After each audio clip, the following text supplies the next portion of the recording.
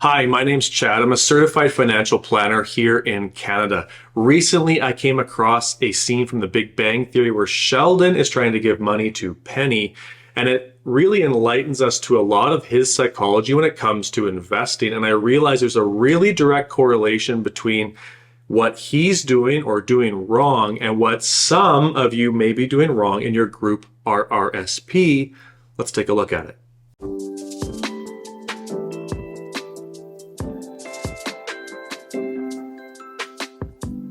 In the scene I'm talking about, Sheldon is trying to give Penny some money, and we learn a lot about him. We learn that A, 46.9% of his take-home pay goes to expenses, and B, that the remaining money goes into a small savings account, a large bottle of peanut brittle with spring-loaded snakes, and the remaining goes into the hollowed out behind of one of his action figures who will remain nameless.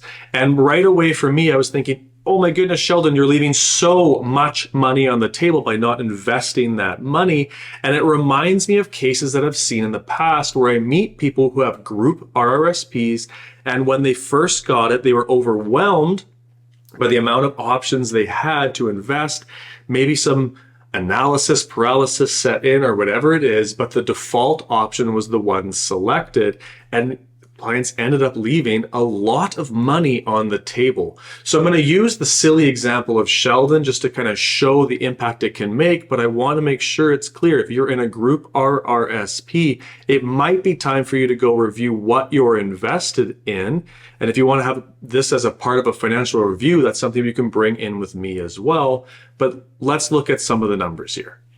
So let's start with how much does Sheldon actually make? I found a website that estimates that he will be making somewhere between $100,000 and $140,000, maybe a little bit more than that. For the sake of illustration, I'm just going to split that right down the middle. He's making $120,000. How much does that actually mean his take-home pay is, though, in the state of California? For that, I go to a California income tax calculator, which Forbes provides. Thank you, Forbes. Here we have $120,000. I have him filing it as a single person. I don't know how their tax system works, so I'm not going to get into that. Meaning that he's bringing $93,708 home every year. If I divide that by 12 and then multiply it by 53%, because he said his expenses are only 46.9% of his take-home income, it means that Sheldon is investing $4,146 every month. Now, that's going to make this a little bit of a silly example because the amount of people who can actually invest $4,000 a month is a very, very small number. But again, it's more just to highlight what it is that we're actually talking about. So I'm going to assume the $140 on top of $4,000, that's what's going into the savings account. And I'm going to ignore that number. I'm going to focus on $4,000 a month going into his peanut brittle container and his hollowed out action figure. So how much money is that over, let's say, a 30-year career? $4,000 a month times 12 times 30, that's $1,440,000 that he's socked away in various hiding spots in his apartment. Now, $1.44 million is absolutely nothing to sneeze at, and you can still have a very nice, comfortable retirement on that. But if that's truly your psychology, it may lead to some shortfalls, and it certainly has left money on the table for him. So in a minute, we're going to look at what some different compound interest would have grown to. Then we're going to look at a financial plan with all the different end values, and you can see just how big the impact of leaving that money is on the table. So let's take it one step here. Let's assume instead of getting 0% interest, he got 5%, which I would consider a very, very attainable, moderately conservative investment return. This is the type of return that I project in my software because I want my projections to be a little lower than reality. So let's assume he gets 5% compound annual growth on $4,000 a month over 30 years. And by the way, I'm using a website called Get Smarter About Money, which is from the Ontario Securities Commission, just a nice compound interest calculator. If I calculate that, instead of having $1.44 million, Sheldon now has $3.3 million You can even see the interest he's gained is 1.9 really million dollars, meaning more than half of the value of his investments at the time of retirement came from growth. About 45% came from him. And if we take it one step further using the same calculator here and say he invested somewhat aggressively and got 8%, again, if you're well diversified and you're in primarily equities, this is attainable over a long time period. I wouldn't project on this just because I don't think that's how financial planning should work, but I do believe it's attainable.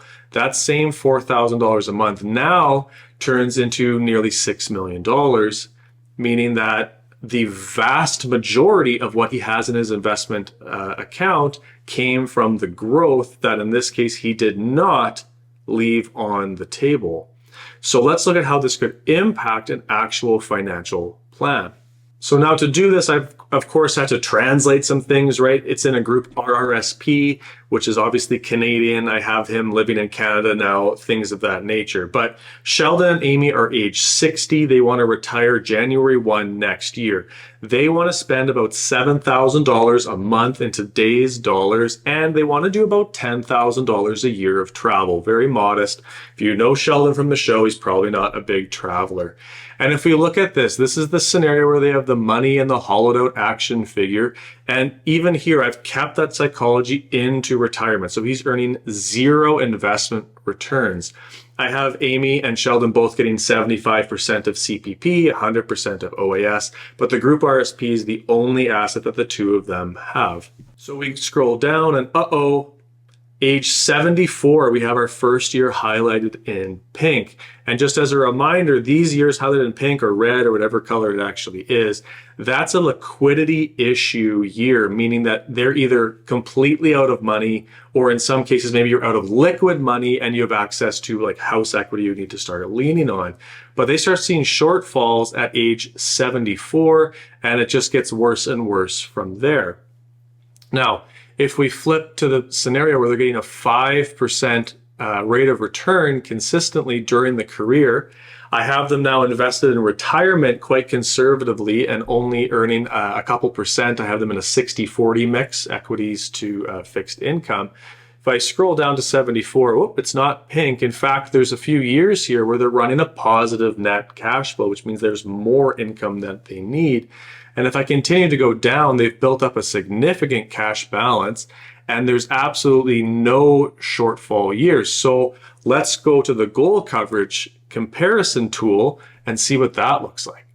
Here we can see in the hollowed out action figure scenario, Sheldon and Amy only have a 71% goal achievement for their desired retirement. Simply shifting to a moderate investment in that group RSP, the only change in these two scenarios has jumped this from 71% to 166%. We've overshot the target with one adjustment in their 30s. The estate goes from being worth negative 1.6 million to positive 2.6 million. It's a $4.2 million impact from one decision that they buckled down and made in their 30s and then carried through their career. It is worth looking at what you're invested in your group RRSP. If we now go to the next step and look at the scenario where they had 8% compound average growth rate, obviously, again, they're not going to have shortfalls, right? If the 5% plan worked, the 8% one will work better. That's only logical. But if we jump to what's important here, the scenario comparison tool, you'll see now instead of jumping from 71% to 166% goal coverage, they've jumped to 252. They've wildly overshot their target now. And so now their estate is worth $6.2 million by the time they get to retirement. Now, what I am explicitly not saying is go and invest as aggressively as you have the ability to. I'm saying invest within your risk tolerance and your risk capacity, but make sure you're making an active choice in your group RRSP to make sure you're not leaving millions of dollars on the table. I once ran into a client, again, this was years ago, They put between 30 and 40 years into a group RRSP, and they had contributed about 600,000.